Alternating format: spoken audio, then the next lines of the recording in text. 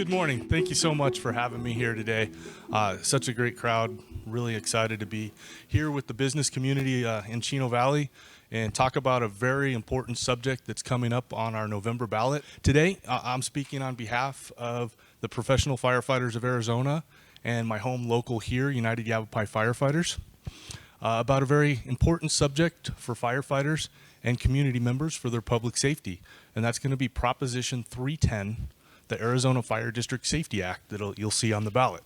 Let's talk about this as a statewide safety issue.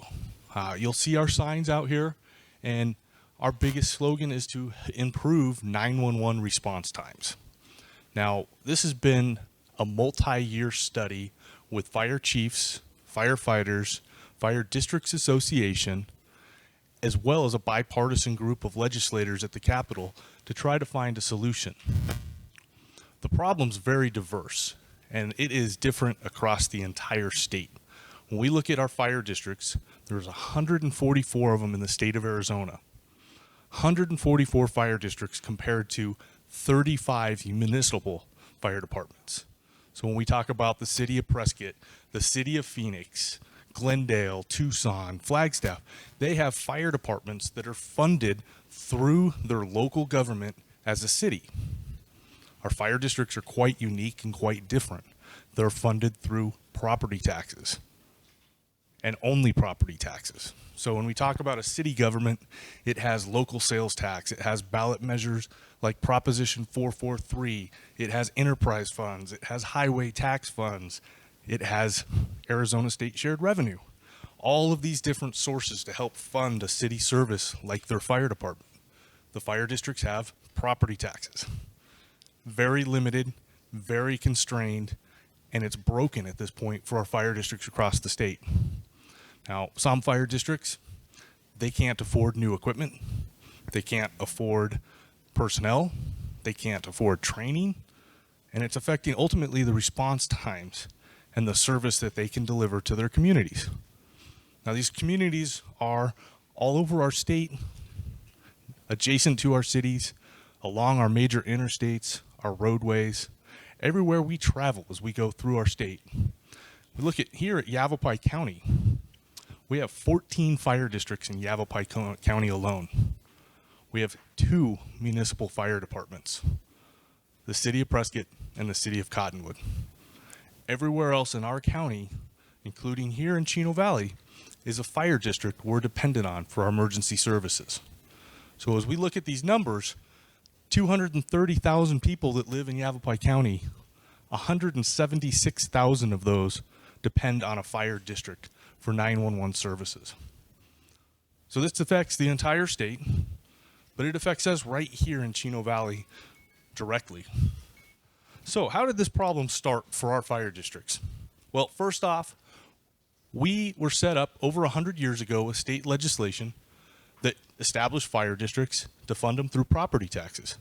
And this is the first thing that really set up a crisis for our fire districts. A single source of income on property taxes that actually is being collected for values based on 2 years ago. So as we see all this growth that comes into Chino Valley, the fire district doesn't receive revenue for this growth for 2 years. And imagine this in your business models here in the community of trying to provide a service today and not get paid for that service for 2 years. It's a little backwards. It's hard for fire districts to keep up. It's been hard.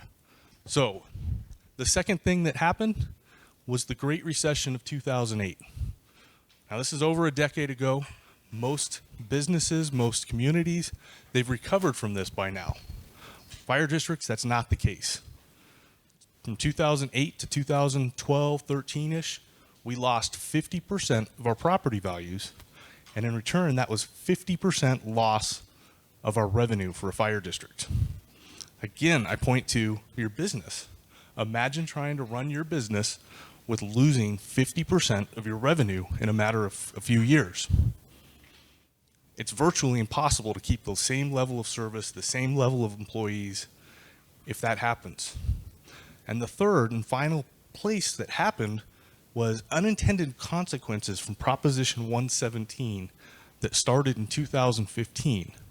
And what this did was it limited how much your property values could go up per year by 5%. So we talk about basic math of we're down 50%, and now we can only recover 5% per year.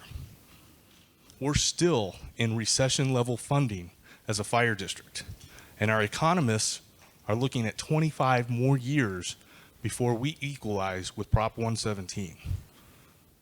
We are going to continue to be behind the curve as a fire district community throughout the state of Arizona to be able to deliver emergency services. And that's where Proposition 310 comes in as a common sense solution to fix this issue that's statewide. So we look at what this has happened. And I've got 3 examples here. One of them is just in our backyard in Mare Fire District. 2008, they had a budget of $2.7 million with a call volume of just over 1,300. We fast forward to 2020, post-recession, and when they should have been recovered, their budget's down by $300,000. That's almost 30% they're down over a decade. And we look at what they did for call volume. They had almost double the amount of emergencies in that same time frame. They're doing twice as much work with less revenue today. And this is true all across the state as we look at fire districts. Superstition Fire District is actually in Apache Junction, part of the metropolitan Phoenix area. It's experiencing the same kind of growth and same kind of budgetary constraints as we see in every other fire district. Effects of this, we can see reduced staffing across all of these different districts. Bullhead City, as we travel to Laughlin, those firefighters are down by 23% of their staffing today as they were in 2008. In Daisy Mountain Fire District, as we go towards Phoenix, we're down 15% of our firefighters in that area. These are crisis numbers, and these aren't going to change in any time soon. So we're talking fire stations that have closed, staffing that hasn't been rehired. Ultimately, we're seeing response times have gone up. I'm sure we've all seen a wreck on I-17 and how long it takes for that traffic to clear up and a fire truck to make it to Black Canyon City. Fire districts, as you know, here in Chino Valley, we provide your primary 911 emergency services, but we do that as well across the state as we are cooperators with the Arizona State Forestry and respond to our wildland fires across the state through their contract, and as well as we're partners with all of these cities that I talked about. We run what is called automatic aid with the city of Prescott. This system is one of the most effective in the world, where we just utilize the closest fire truck for an emergency, regardless of whose name is on the side of it. So last year, we ran about 1,700 calls inside the city of Prescott. And in turn, they ran about 1,000 calls out into our fire district. So we can look at our major roadways, Interstate 17, I-40, Highway 69, Highway 89.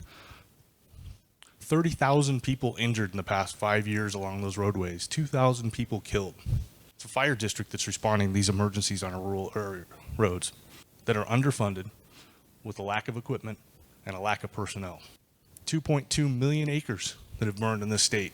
So when we talk about wildfires, once they get outside of our communities, they get into the forest areas surrounding Prescott, we start affecting infrastructure that's crucial to our state. We have repeaters, we have microwave systems that are located in all the high mountaintops in our state that are our primary communication. So how is Yavapai County going to be impacted? Well, this is going to be about $20 million of revenue per year that's going to go straight to our fire districts. That's $20 million a year that's not going to be paid out of your property taxes. This is new firefighter positions. This is equipment, training, all of the things we're lacking and struggling with right now. You know, talking with Chief Freitag of CAFMA, our numbers show that we're down one 24-hour engine today. That's an engine, a fire station, and 15 firefighters that we need to be able to meet our times and the community demands. On our current trajectory and with our budgeting, It's going to take 6 years to be able to have the revenue to fund that engine.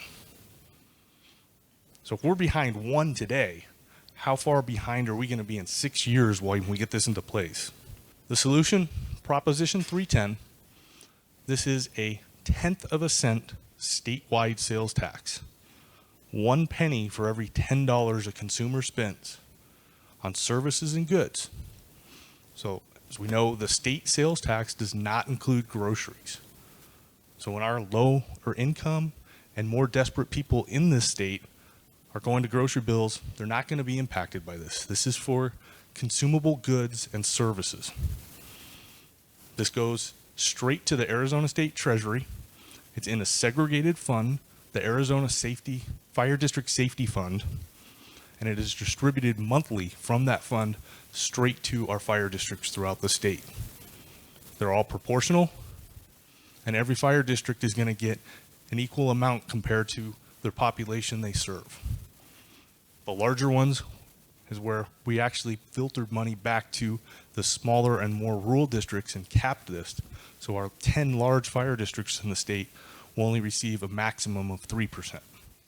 So consequences, as we talk about Proposition 310, it's a very low impact to the average consumer with a penny for every $10, a dime for every $100 that they spend. It's going to generate $20 million a year for Yavapai County.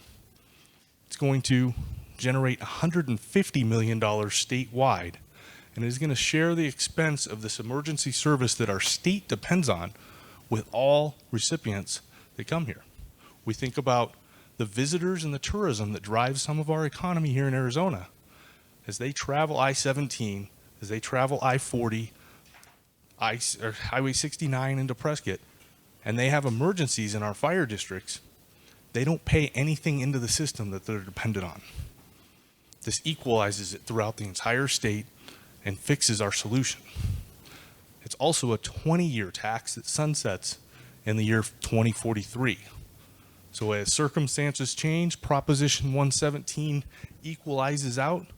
We come back to the drawing table and look at this, see if the solution's still viable or it goes away. I leave you with this image. This is I-17 right outside of Highway 169. And I look at this picture and I say, what's missing?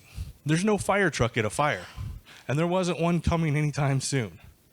And this is the problem. We have all of our roadways, all of our areas that are dependent for a fire truck to come, and we're depending on an underfunded, understaffed system. It's broken for the funding. We need an alternate supplement revenue source from statewide shared revenue.